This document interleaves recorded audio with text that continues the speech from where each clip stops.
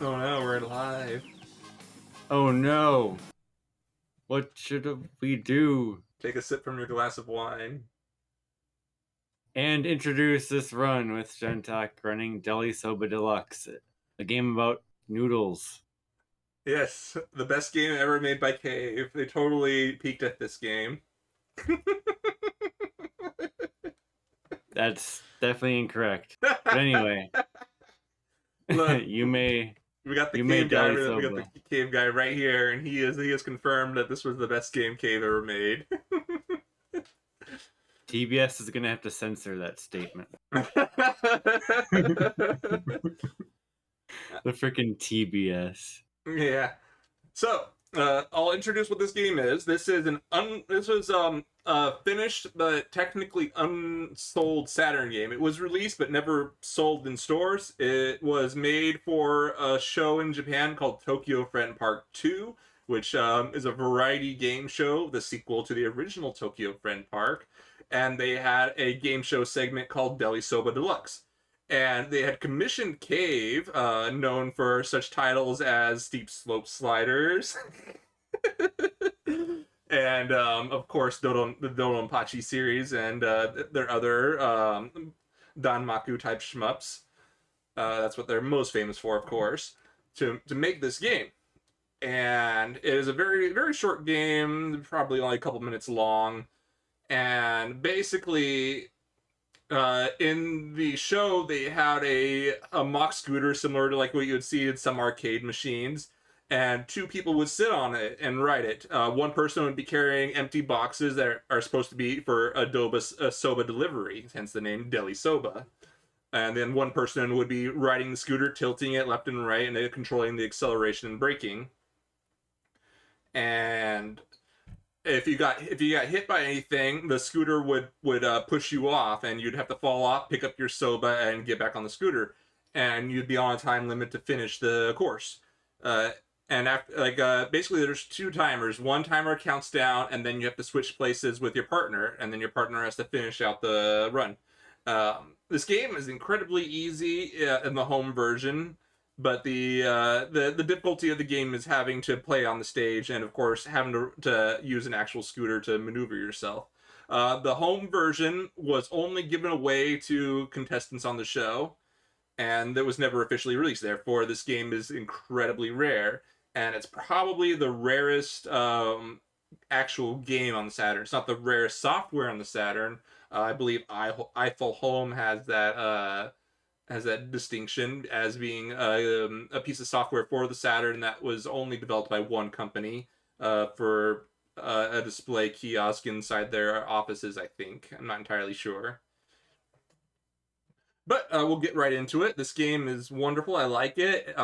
It's a nice showpiece for the Saturn, but it doesn't do a whole lot for the for like pushing the Saturn. But we'll start in 3, 2, 1, and let's go. So this game does have analog support, although I am using a D-pad controller just because that is what I'm comfortable with for this game. I imagine the analog support was just the interface with the scooter peripheral that they had designed. And here we are, just on our merry way delivering some soba. Gotta avoid all the hazards in traffic, and we don't want to crash. That would be bad. Because, of course, crashing wastes time. And somehow, the scooter can move at a generous 101 kilometers, which I think is about 60 miles an hour. Which, a scooter of this size, it'd be unlikely to... I'd be hard-pressed to see it moving at that speed. And there's some cows just stampeding across the road that we gotta avoid as well. They get pretty angry if you run into them.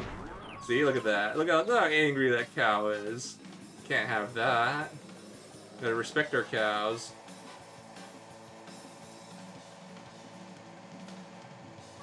And I don't know how I found about this game. I think I was just like looking through the game list for the Saturn, and I saw this and it's like, oh, this looks interesting. Then I go and look into the game more and find out more of its history and what was behind it. And I like the history a lot, but I don't think that the value of the history is worth the value of the game. Like last time when I was looking at this game, it was like going for like $2,000, and now it's like probably like $3 or $4 grand. Ooh, okay. Totally not Donkey Kong there is throwing bananas at us from the back of a truck. I don't know who's driving that truck, but they are a monster and they must be stopped. So, like, one thing is that gorilla will continuously throw stuff throw bananas at you until you pass it. Then it growls and just disappears. You'll see the bar at the bottom that basically shows like which region we're in to get to our destination, how far along we are. And you notice we're pretty close to the destination. But the way original mode works is that it is impossible to reach the destination on a single person. Like, you can hear the music starting to queue up to the finale. There we go, avoided that truck, or that bus. Oop, crashed right at the end. And see, so now we're changing to player 2, and it's like, get ready for that. So we're going through I think that's Shinshu, Kanetsu, and Tokyo. Yeah, so okay, we're going all the way to Tokyo.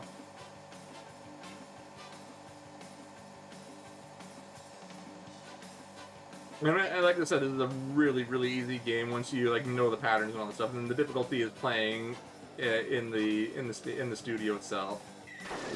I was trying so hard to avoid that purple car too. And that is time right there. And basically driving to the set of the show. There are some clips of the show featuring this game. There's also featuring different versions of this game. This is just the version that had that ran on a Saturn hardware. But the demo itself has some interesting stuff. Okay, we're playing on arranged mode, but all the settings were at default. So yeah, we can go to you can also edit the map. If you go to Game Start, you can play the TV original version. You can do time attack. You can do coin links. The coin links mode is interesting. Basically, you just go through the whole stage and you try to rack up a combo bonus with coins that are on the field. It's nothing special. Like, the meat of the game is the TV original for sure. But yeah, that's Delisoba Deluxe. I am happy to show this game at the last minute. It's definitely an easy game to pick up and play. If you have a Saturn emulator, if you have a Saturn and a way to play burn discs, highly recommend it. I don't recommend spending $3,000 on a game. I don't recommend spending over $100 on a game unless it's like, unless you're really into microtransactions.